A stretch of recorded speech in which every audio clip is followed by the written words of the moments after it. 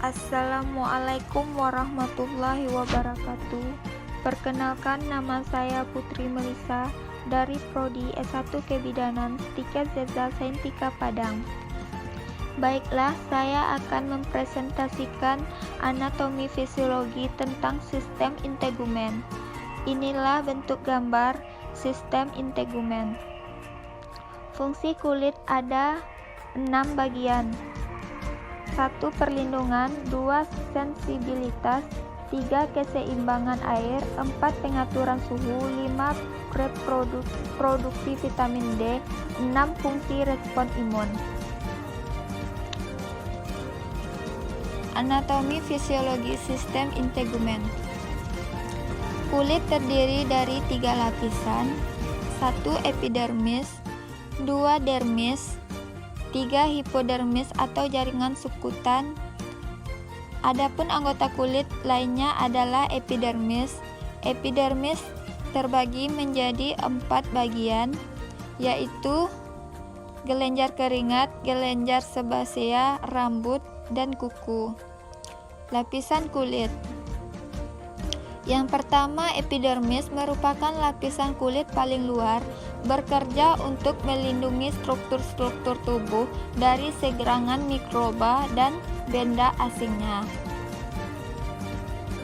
Epidermis dibagi menjadi 2 lapisan utama, yaitu A. Stratum corneum atau lapisan tanduk, B. Stratum malpighi, dan dibagi menjadi 4 lapisan, yaitu stratum lucidum, stratum granulosusum, stratum spinosum, dan lapisan sel basah atau disebut stratum germinativum. Epidermis. Inilah bentuk gambar epidermis. Selanjutnya, yang kedua, dermis. Terletak tepat di bawah epidermis, terdiri dari serabut-serabut kolagen, elastis, retikulin, dan di lapisan dermis banyak terdapat pembuluh darah dan fungsi sensori. Dermis tersusun dari 2 lapisan yang berbeda, yaitu dermis papillari dan dermis retikular. Yang ketiga, jaringan subkutan. Lapisan kulit bagian dalam ini merupakan bantalan untuk kulit, isolasi untuk mempertahankan suhu tubuh, dan tempat penyimpanan energi. Kemudian, kelenjar keringat. Kelenjar keringat yang pertama, kelenjar keringat ekrin terdapat di seluruh permukaan tubuh. Banyak terdapat kulit yang tebal, kecuali telinga dan bibir. Fungsinya, yang pertama, mengatur temperatur tubuh. Yang kedua, bereaksi dalam keadaan emosional.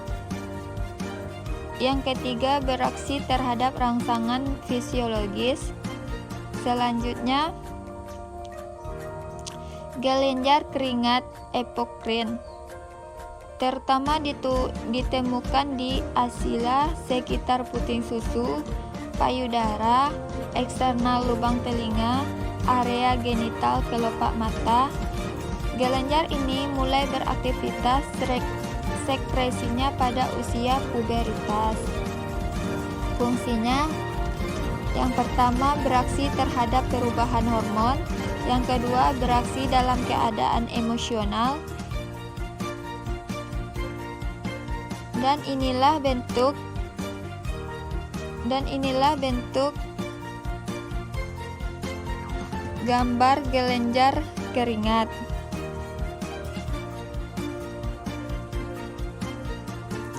Kelenjar sebasea.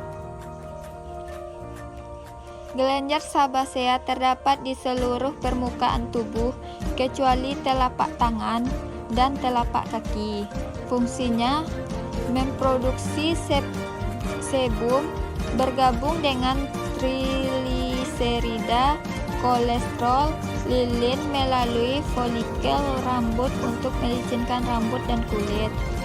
Kelenjar sebasia tidak aktif sampai masa puberitas.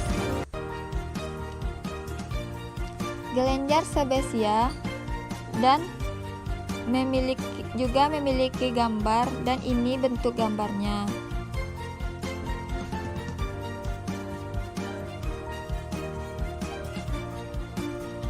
Rambut. Tubuh ditutupi oleh rambut kecuali telapak tangan, kaki, bibir, beberapa bagian dari genitalia luar. Fungsi rambut adalah yang pertama, melindungi kulit terhadap pengaruh buruk, contohnya alis mata, melindungi mata agar keringat tidak mengalir ke mata. Yang kedua, pengatur suhu, pendorong penguapan keringat. Yang ketiga, indera peraba yang sensitif. Dan inilah bentuk gambar dari rambut. Rambut dibentuk dari keratin pada kulit kepala. Kecepatan pertumbuhan rambut biasanya 3 mm per hari.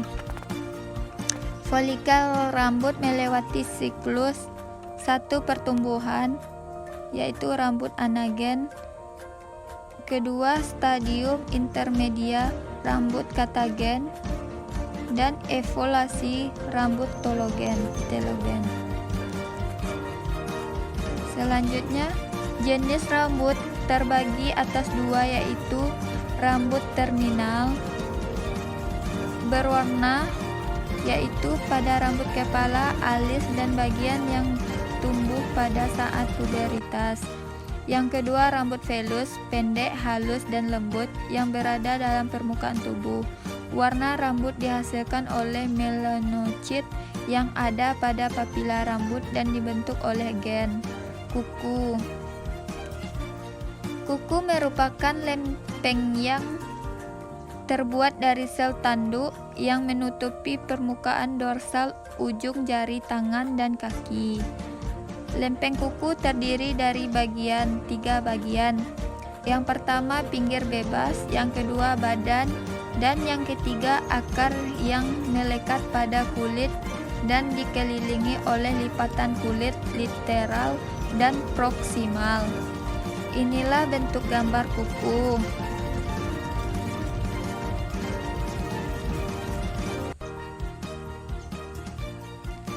Bagian-bagian kuku. Yang pertama, metrik adalah bagian hidup dari kuku. Tepat berada di belakang dan di bawah lipatan kuku dan menghasilkan keratin yang tumbuh lempeng kuku. Jika matriks terjadi kerusakan, maka pertumbuhan lempeng kuku yang akan terkena dampak langsung. Yang kedua, lunula adalah wilayah putih kecil terbentuk di besar kuku Anda dan merupakan satu-satunya bagian dari matriks yang terlihat. Yang ketiga, eponychium adalah kulit mati yang terbentuk di sekitar kutikula.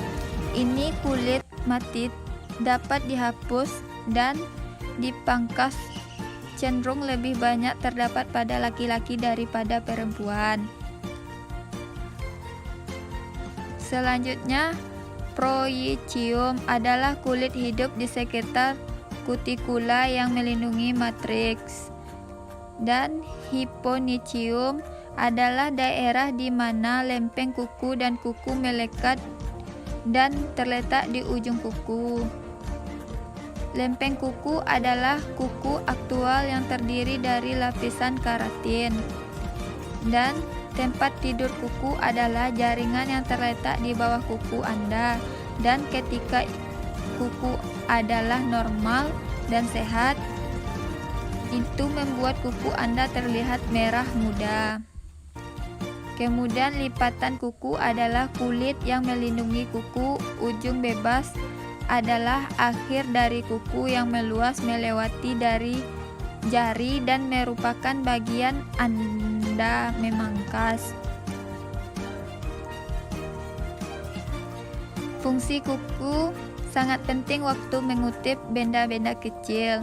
Yang pertama, rambut dan kuku merupakan struktur keratin yang mati, maka rambut dan kuku tidak mempunyai ujung saraf dan tidak mempunyai aliran darah.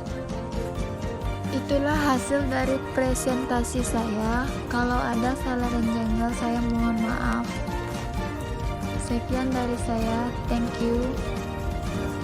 See you next time. Assalamualaikum warahmatullahi wabarakatuh.